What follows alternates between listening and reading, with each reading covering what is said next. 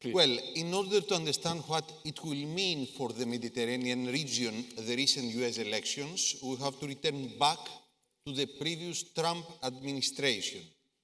Trump had brokered the normalization of diplomatic relations between Israel and the United Arab Emirates, Bahrain, Morocco, and Sudan through the so-called Abraham Accords.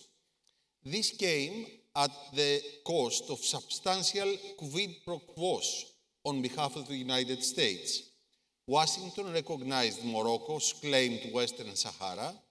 Sudan was removed from the Department of State's list of state sponsors of terrorism and received a loan of $1.2 billion, and the Emirates received permission to purchase F-35 fighter jets. The Abraham Accords ignored the Palestinians and their quest for an independent state. Moreover, during the previous administration, Trump recognized Jerusalem as Israel's capital and established there the US embassy and accepted Israeli sovereignty over the occupied Golan Heights.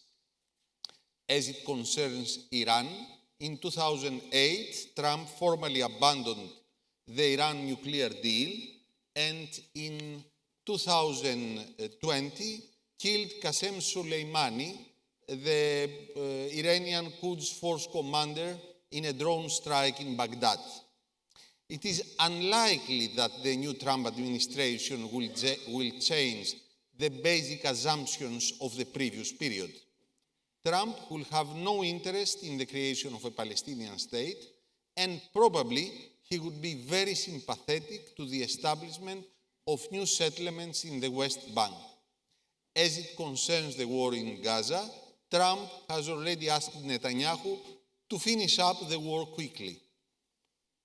Iran leaders primarily concerned for the security of their regime. They await developments after January the 20th.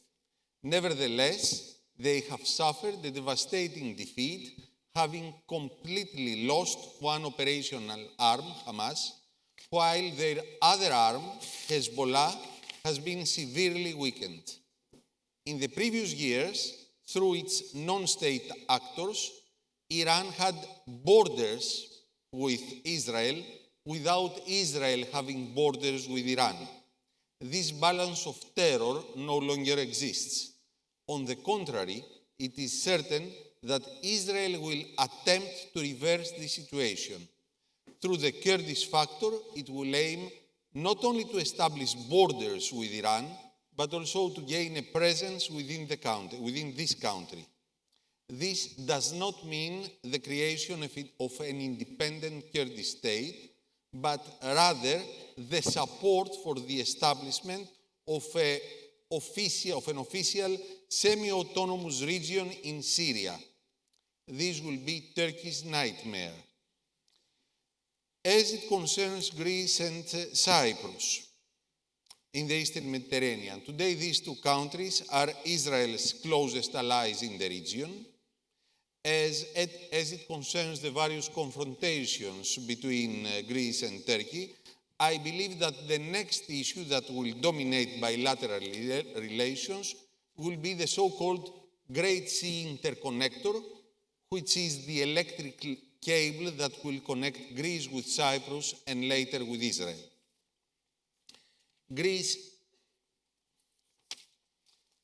This will be an indication, Turkey's reaction towards the Great Sea Interconnector will be an indication of Turkey's reaction regarding the proposed Euro-Africa Interconnector, which will link Egypt with Greece and then with Europe.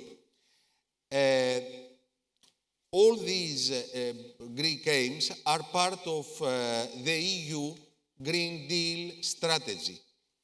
Another issue will be the India-Middle East-Europe Economic Corridor. Finally, I consider that Greece and Cyprus are now the pillars of stability in the zone, the last pillars of stability in the zone of peace, standing in the borders of the zone of war, which starts from Turkey and extends to Syria, Lebanon, Israel, and the Middle East within time. Thank you very much. Yes, we're very much within time.